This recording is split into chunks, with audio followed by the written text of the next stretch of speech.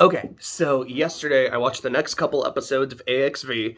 So that's episode 2 and episode 3, as well as the new episode of Pokemon Horizons. Talk about at the end. Not a whole lot to say, but I liked it.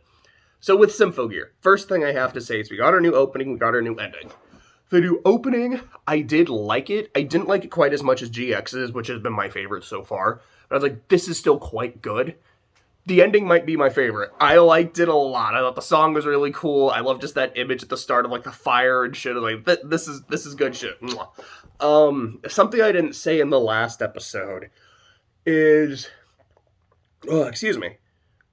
Right now the girls are all wearing uniforms, and I just like it. I just think it looks nice. I kind of like the sense of cohesion. It's not just school uniforms. And I really like the ties, because all three of them have a different color tie, which is just like their color. Like Beaky's is orange, Sub's is blue, and Chris's is red. I don't remember what the FIS girls had, but I was like, this looks really nice, and I'll just come out and say it. Maria looks super fucking fine in her uniform. I don't know what it is. It just fucking activates my neurons, I guess. A couple things I noticed, because I remember near the end of GX, there was a scene where Chris, instead of just like shooting guns and missiles, she shot a bow and arrow. I was like, that's really cool. Now it seems like they're really emphasizing that. Like in the opening, she's actively doing archery. In like one of their group songs, or they're talking, I think Maria's like, my friends like their fists, their swords, and their bows. And I think there's just been a couple more scenes where she is using a bow more. She's still using guns and missiles, but I just kind of know it's like, all right, she's diversifying a bit. So, this is a bit of a tangent, but still related. I was kind of thinking yesterday, I was like, okay, if the major characters in this show were summoned as servants in fate, what would their classes be? Beaky is a berserker. Definitely with like her shadowy feral form. That makes a lot of sense. Chris, potentially in like her first appearance, like when she's using the Staff of Solomon and that different armor. That's my cat using a litter box, if you hear that sound. You alright, Bob? Like that's potentially more of a caster, but all of her other forms have been archers. Given her fighting style, you can maybe argue she also has a bit of Zerker in her, but I feel like she would primarily be an archer. Tsubasa would be a saber. Yeah, maybe, because she does have a bike, you could maybe argue there's some rider in her, but sabers also tend to have the riding skill, so she's definitely a saber. Tsukuyomi, I think, would be a rider. Just kind of given the way that she fights. Like, the fucking garrison wheel thing, like, I always think of it as, like, she's riding it. The weird fan attack, I'm like, okay, you're definitely riding it. The fact that she can make a mech in her, like, stronger, like when they get upgraded and shit, I'm like, okay, there's some rider in there. Akatsuki, on the one hand, I want to say Lancer, because a scythe is, it is a polearm, it is kind of a lance, but also, it's a scythe. I kind of can't not say assassin. Maria, I think it depends on what she would be summoned with. Maria with Gungar would definitely be a Lancer, because she's actively using the lance. With Eric Getlum, I would say a saber. It's a whip, but it's like a whip sword, and even when she's fighting Farah's like, that's a sword, that counts. I'm like, alright, I think that form would be a saber. Carol, definitely a caster, like, no question. Fiend would probably be a caster. Could you make an argument that she's a foreigner? Maybe? I'm not sure. I think Miku in her Mewtwo Frieza suit, because if I remember correctly, it was like she was getting her power from the Nephilim. I might be misremembering that, but it's like, okay, like you're getting it from an outside force. Like, that's a foreigner. Gary, I think, would be a caster. Mika, I think, would be a Zerker. Farah is a saber. Lear is an archer. The new girls, so far, they just seem like casters. We'll see, like, as they fight more from, like, oh, no, this is what your class really is. And obviously, I have no fucking clue what we're in for in season 5. But tangent over, I just thought it was something I thought about. I was like, man, like, Chris is really an archer now. The archer class is really made up of archers. Now I gotta talk about this. So, speaking of Chris shooting shit, so to me, by far the most interesting part of the season so far, there's been a lot of really cool shit. Again, like the fucking missile in the helicopter from episode 1. So, Valverde is where they are at. That's the country where they're doing this, like, UN mission, which is where Chris's parents died. What I had thought happened is that they died in a plane crash. Maybe they still did, but the way I understood it was that Chris was not there. It's like they left her behind, like, hey, we're gonna go, Mom and Pop are gonna do some shit, we'll see you soon, and they never came back. Excuse me. However, it is like, no, Chris was there. And there was this woman that was working with Chris's parents named Sonia, and I guess it was her fault. It was something like there was an explosion in the camp. I guess she failed to, like, properly check the equipment or something. I don't think they really said exactly how it was her fault, but Chris is like, it is her fault. Technically, like, I know she feels super bad for it. It was a genuine mistake, but it is her fault that my parents died. And I was really close to her. She was like a big sister to me. I looked up to her, but I never forgave her for that. So, now that they're in that country, Sonia's brother ends up getting attacked by some alkanoids. And they specifically, like, wrap their little tendril things around his leg. And I'm like, oh, they're about to kill a child. He is fucking dead, because I know what happens when you get touched by a noise. And honestly, like, all things being honest, he should have just kind of died instantly, because that's what fucking happens. But for the sake of drama, Chris was able to do him a solid by amputating his fucking leg. Like, if that's where the noise got you, I'm gonna shoot your leg off so it's no longer touching you and you can survive. Which she did, which is like, holy shit, like, that's pretty fucked up. Like, she saved a kid's life. I'm not like, Chris, what the fuck is wrong with you? Like, you saved the kid's life, you did a good thing, but okay, season 4, like, we're doing some shit. And since that was Sonia's little brother, she's like, I know you never forgave me for what happened to your parents. I'm never gonna forgive you for this, because you just fucked up my brother. Which, on the one hand, I'm like, okay, each of you is responsible for a member of the other person's family getting hurt. Now Chris is kind of like, this is what it's like to be on the other side of that. Yickety yikes, it's not easy. I kind of like that. On the other hand, though, I'm like, so the way they made it sound with the Sonia situation was, it was genuinely her fault that this happened. Genuine accident, but also, you are the one who made the mistake that got people killed. So, even if Chris being like, I hate you, you're a piece of shit, is harsh, it's not unjustified. Again, with the little information that I have, which is also from Chris's perspective, so very probably heavily biased. From this perspective, it is, yeah, she shot your brother's leg off, and it seemed like, he wanted to play soccer and shit, just like, you kind of fucked up his life. She also unambiguously saved his life. So with Chris, this thing is like, I'm mad at you because you got my parents killed. Harsh, but fair. I'm mad at you because you saved my brother.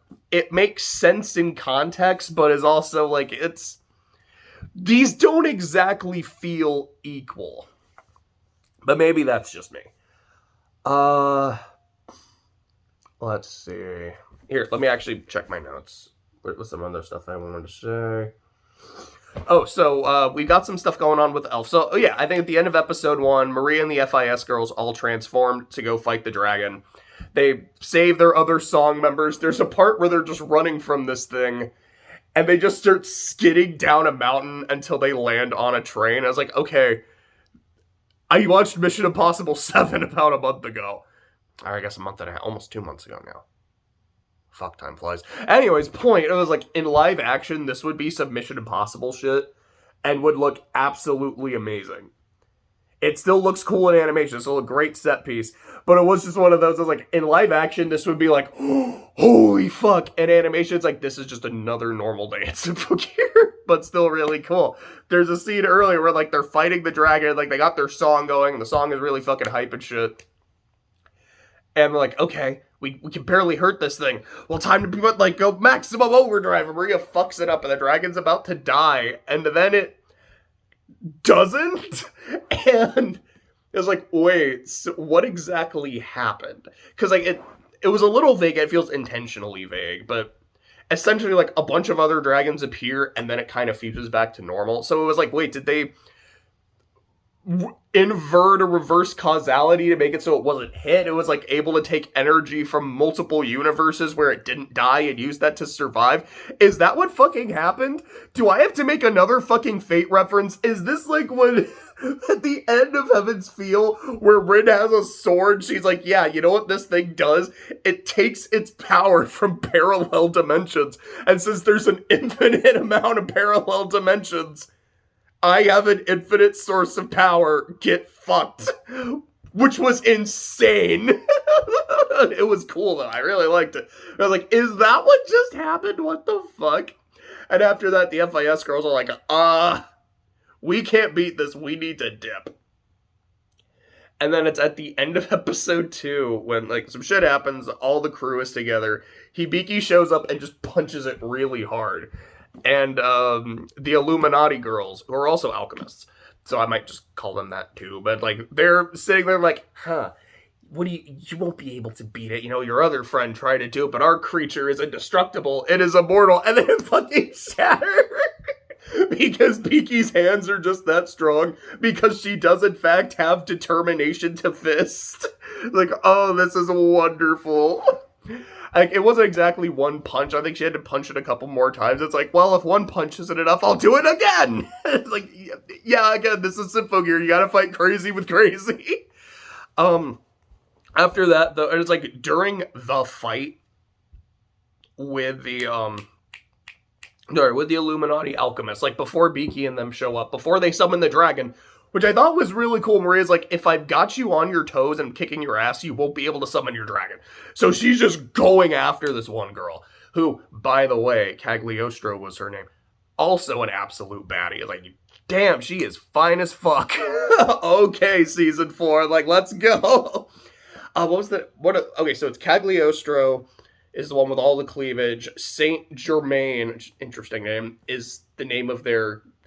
I can't say their leader because they've got, like, a Charlie's Angel leader that we haven't met yet named Adam. But Saint Germain is the head of, like, this trio, who's also pretty cute. And what was the other one's name? The girl with the doll. I started with I wrote it down. It's like Paletra. I can't read what that says. Prelati? It was P something. Where I know in the opening, I think Cagliostro is, like, fighting with her fists or with some magic. Saint Germain looks like she just has a flintlock. And then the doll girl has, like, a big fuck-off hammer. So, yeah, she might also be a very berserker fighting character, but for right now, I'm just labeling them all tentatively as casters. While this fight is happening, the girls are starting to run out of linker, and then you got Elf9 on the sidelines going, like, I'm trying to work on that. The doctor, like, we have the doctor's recipe, I'm just having a lot of trouble actually understanding it, and encoding it, and decrypting it. But once I am done, I will be able to make it. I'm sorry that I'm useless, but I'm trying not to be. And they're like, nah, you're our homie. Like, it's fine. We trust that you'll be able to do it. But while this fight is happening, there's a fucking plane on a runway because they've been fighting on a runway unbeknownst to them. And a plane's like, we're trying to escape from some alkanoids, but we might not make it in time. So Akka and Suku just stop what they're doing, go to the plane, and are just actively helping the plane take off. While Maria is fighting 2 alchemists by herself, while all 3 of them are starting to run out of linker. That was really cool. In the next episode, speaking of planes, because Subs and Maria stayed in Valverde a little bit longer, make sure everything was okay before going back to Japan. While they're on the plane and they're starting to land, they get attacked by the alchemists. So you just get this fight in mid-air as, like, Tsubasa has this, like, actually really, really clean looking transformation sequence. I think it's actually been like one of the best looking ones in the show so far. And Maria, out of Linker, can't transform, so Maria is just free falling and like trying to avoid Alkanoids while she's falling, and Tsubasa's just fucking shit up on her way down to go save her homegirl. That was also really cool, really fun. Let's see. Oh yeah, we also get a little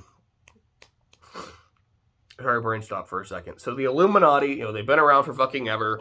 They're trying to... Another fucking Fate reference. But it was something along the lines of, like, we're trying to make humanity go in the correct direction. They're talking about, like, a true or proper human history. I'm like, oh, okay, Lost Belts. I guess we're doing some more Fate shit today. And they're like, all right, in our past... we fought Fiend, and she was just a pirate captain with a pirate hat, which I really appreciate. I just thought that looked cool. I'm just a sucker for big-ass pirate hats. There's a new auto-scorer. So yes, auto-scorer was not just the name of the alchemist group. Like, it seemed pretty clear that, like, the auto-scorers were the homunculi and not just the name of the crew. But it's like, yeah, any homunculi is just referred to as an auto-scorer. Her name was Tika, so not a Fate reference, this is more fun. Wait, was it Tika or Tiki? Because if it was Tika, that's not Fire Emblem at all, but I think it was Tiki. Anyways, they're like, this is the one that's, like, super important to our plan. She is our navigator. She can, like, see the stars and track and shit. We need her. I don't exactly know what she is capable of yet, but she seems really important. Like, the scene where she wakes up was, like, really beautiful. I thought it looked really cool. Let's see.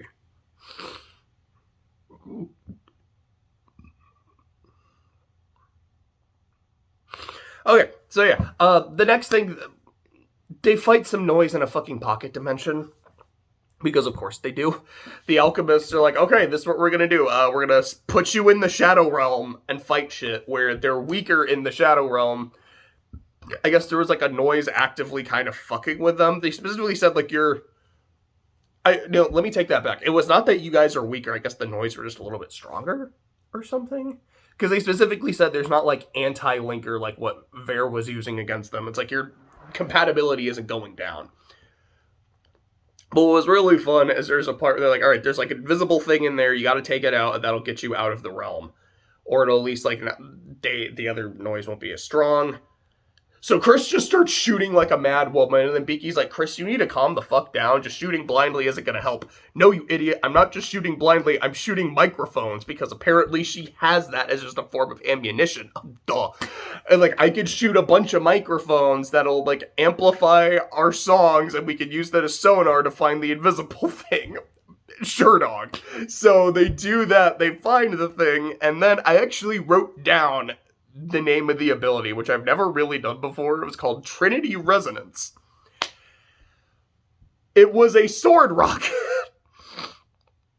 So what they do is Tsubasa makes her giant fucking sword, Biki jumps onto the sword, like onto the hilt, and then Chris adds a couple like fucking rockets to the bottom of it, which they then fire the sword rocket toward the noise, and then Biki gets catapulted off of it, like a fucking catapult turtle from Yu-Gi-Oh!, which is not something I thought I would be referencing while watching Symphogear. And then she goes flying up to this thing and punches it in the head, and it explodes, and they escape the Shadow Realm. Because Symphogear, that's good shit. That was fun. That's it for those 2 episodes. It was really good. And again, it's like, I like what they're doing with Chris. Because I really thought, like, in season 2, she had a little thing where it's like, I'm just not used to having friends. I'm not used to working as part of a team. It was there. It wasn't bad, but it was kind of understated. In season 3, her whole thing of, like, I need to be a reliable senpai. And to do that, I'm kind of have to be an asshole to, Aka and Suku. It just wasn't doing it for me. So I like that. It's like, no. In season 4, they're really doing some shit with her character. I hope it does continue. I hope it stays really interesting. The set pieces were really cool. Just fucking, this thing is immortal. Punches it. Like, oh, I can't kill it with one punch. Let me use a few more. And then it fucking dies. I'm like, oh, she's a problem. I appreciated that a lot. And then, yeah, the Pokemon Horizons episode was about, this is how Freed met Captain Pikachu, and, oh, sorry. What I liked about it was, it was something that was pretty relatable. It's like, here's a dude, I don't know how old Freed is, but I'm going to say like early to mid 20s or so, who had something he really wanted to do. He's like, I want to become a professor, but became disillusioned. I had an accent there for a second. Became disillusioned and was just kind of wandering around life, not really knowing what he was doing, just kind of wasting time. And there's this really funny scene where he's fishing. He fishes out a fucking Slowbro, which moved faster than I ever thought a slow Pokemon could move, and just like kind of yeeted itself back into the water. That got a good laugh out of me. And then Liko mom, who was his old teacher, is like, hey, I got something that'll kind of give you your spark back. And it was meeting this Pikachu who wanted to fly. And what it would do was, like, it would volt tackle and, like, really fast, get a lot of power, spring off of its tail, and could shoot, like, super high into the air, which it was doing to, like, see the horizon and see the sunrise every morning, which is just really nice, really pretty. Freed, and it's really funny because she's like, dude, you gotta see this Pikachu, and then Freed's just like, I don't want to fucking see this shit, I don't care, it's just a Pikachu. And then his Charizard is watching Pikachu do the shit, and he's like, yo, dude, you gotta check this shit out, this shit is fucking dope. And then he's like, yo, that is actually really cool. And like, it was fun, it was cute. There's not a whole lot to say. I know I keep saying that. Like, there's a reason I wasn't doing Pokemon Horizon reactions for a while. It's just, it's good. It's fun.